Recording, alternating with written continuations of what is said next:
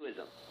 So this basically goes through what I've already explained to a certain degree, that we have four states of consciousness, and it's Hinduism in a nutshell. And so they relate to the four positions, the four-position foundation. So furthermore, this next slide, which I titled the Parnava Om 2,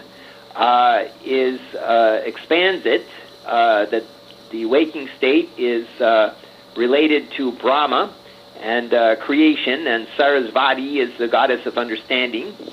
And so it's interesting that Sarasvati in that position exactly correlates to the same position in the Jewish tree of life and means the same thing, which is Bina, means understanding. But in this case, it's Sarasvati is the goddess of understanding. And and Brahma is her husband. Or they say this is the masculine column and this is the feminine column. And I believe it's a Shakti and Shakta, something like that, masculine and feminine. But anyway, Brahma is the god of creation, Vishnu, god of preservation, and Shiva is the god of destruction. And so these actually correlate with the Au and also the internal Purusa and the Prakriti, or however you pronounce these things, because I'm not a native Sanskrit or from India speaker. And this Ishvara is the goddess of Ishvara is the god of personality, is the main god of personality. And sometimes they say Krishna or various other that they put in that position in Hinduism. But the monotheistic tradition in particular says the absolute reality that there's the Saguna and Nirguna aspects of Brahman, which are the indeterminate absolute and the absolute with characteristics. So anyway, this is Hinduism in a nutshell. This is the Om, which can be described just very simply as the four-position foundation. It expands. And I was talking with one of our brothers who's a doctor he's a Brahmin caste, and he graduated from Hindu University, I guess, something like that, and he's a doctor. And so I checked this with him. I said, yeah, does a Om like this expand to Brahma, Vishnu, Shiva? He said, oh, yeah, everybody knows that. That's, Brahma, Vishnu, Shiva. Everybody knows that. Aum, And, so this is also, this is a tradition, even though usually we don't see that, but we see it explained. We don't see the diagram. This one of these other famous gurus in India, who what's his name? Yeah, I forget his name's not on the tip of my tongue right now. But he produces holy ash, and he's been around for a long time and quite famous, and for doing miracles and making manifestations of metal objects and necklaces and things like this. Healing people and so forth. And he explains Brahma, Vishnu, Shiva as these are not different gods, these are just different energies within the human body.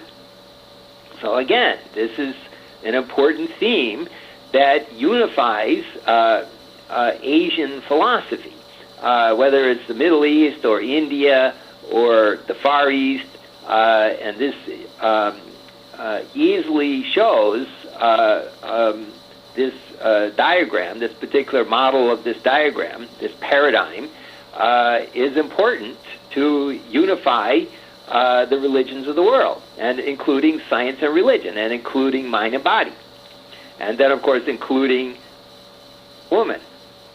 So, okay, let's see, somebody is trying to call me here. Let me put you on hold for a second.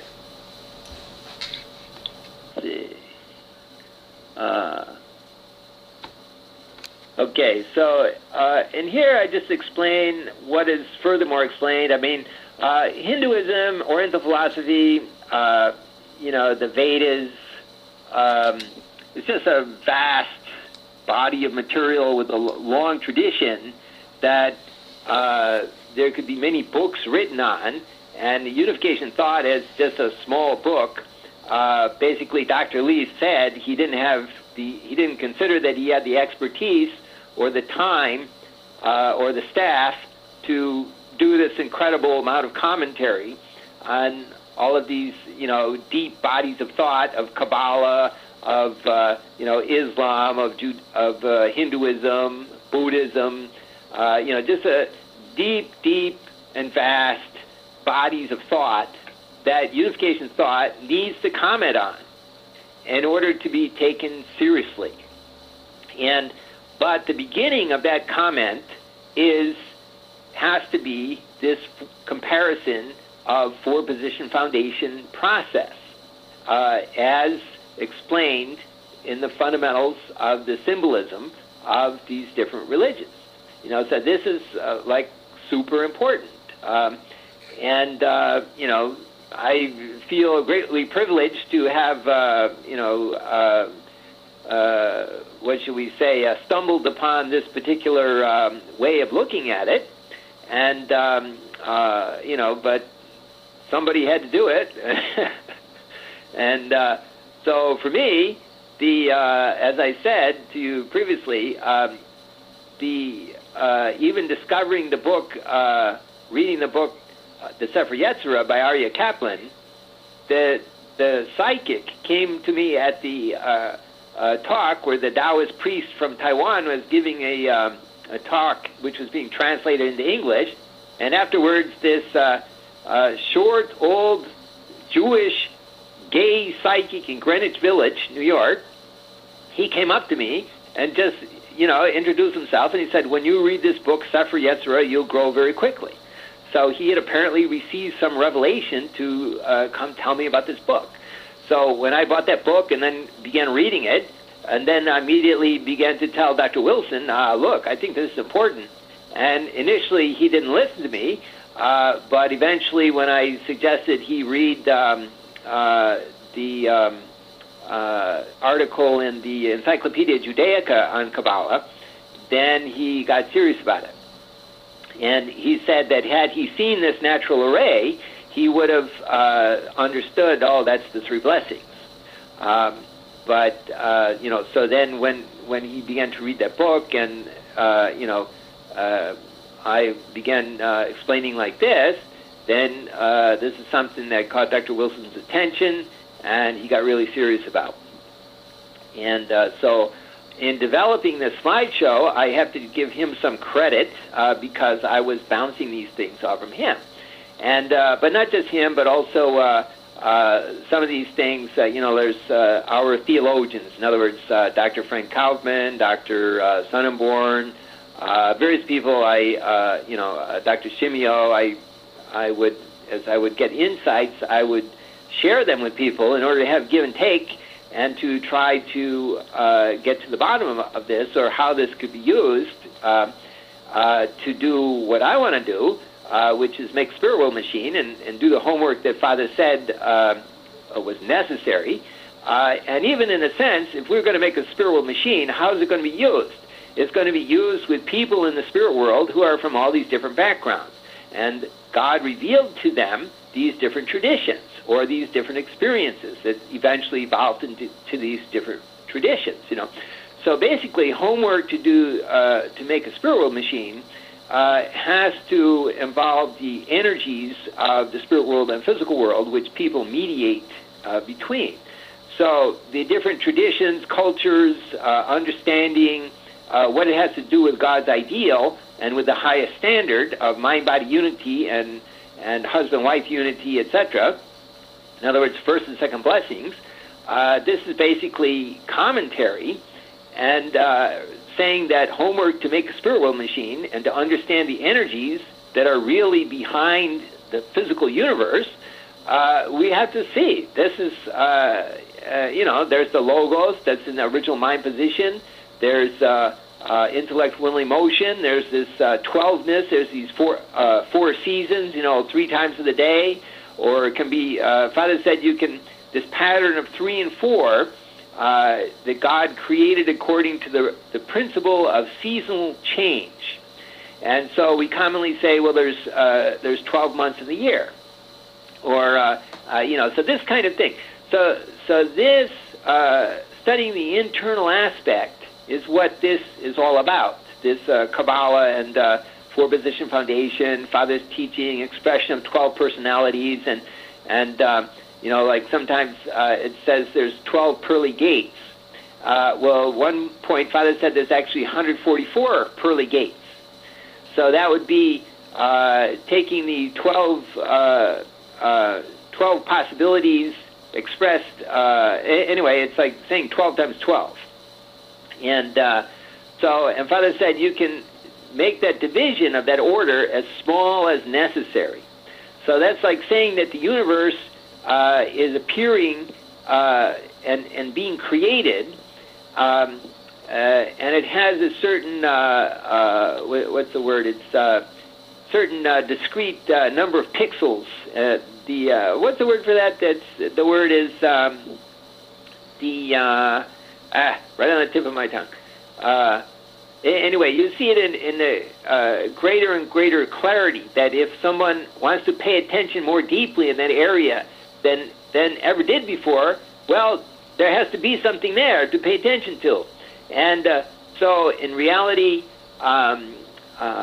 it's saying that there's an unlimited universe that is that we can expect that everything that will ever appear will have these attributes and characteristics. So anyway, finally, in the end of this, which I go through the various religions here a little bit, which I'll do very quickly. See, that's anyway. This is important. This is something from Ramchandra. This is a Hindu view of conscience. It says, "I have come across many a person who argues with that in him which is not in himself." Capital H, himself, and small h, him, there. So some also say they have made their conscience as guru or master, but I am sure they have not made their conscience as their guru, but their own ego. The conscience, as described in the Shastras, is made of four things. I did that. Okay, let me get back. Okay. The conscience, as described in the Shastras, is made of four things. Manas, mind, chit, which is a deeper conscience, buddhi, which is cognition, and ahamkara, the ego. If all these become perfectly purified, conscience will give you only correct signals. After the purification of these things, there come the higher powers. And at the same time, purity has now begun all around. I hope people will excuse if I add a little more in the context that incorrect way of worship will lead to the incorrect result. We all have desire for realization, but we have no yearning for it. I pray that we all return to our original condition and see the difference between the earthly and the heavenly life. So that was Ramchandra of Shahjahanpur, who said that 2/24, 1973. So that compares very well with things that Father said. So now we have the Hindu tree of life, the Jewish tree of life, and the divine principle tree of life. And so then this is very briefly, if you read Mayor Baba's book, God Speaks, he has all these charts in it, and he explains about the Om point. And he even describes a two-stage process, and that would correlate with the inner quadruple base and the outer quadruple base. And he also explains about, he said, about how God grew up, that God asked the question, who am I? And after 7 stages of development, he said, I am God. And so even the word God, the English word God, consists of the sound G and the sound D, which correlate with the letters, alpha, beta, gamma in Greek would be the alpha, alpha, beta, gamma, delta. So that's like the gamma and the delta. So that's 3 and 4. So in Hebrew, that's the aleph, the bet, the gimel, and the dalet. And so anyway, they say that's 3 plus 4. So the word God, that's a holy word. Because it represents the Sabbath. And so in Oriental philosophy, 3 is the number of heaven and 4 is the number of earth. And so basically this is the case in Kabbalah as well. So anyway, there's this underlying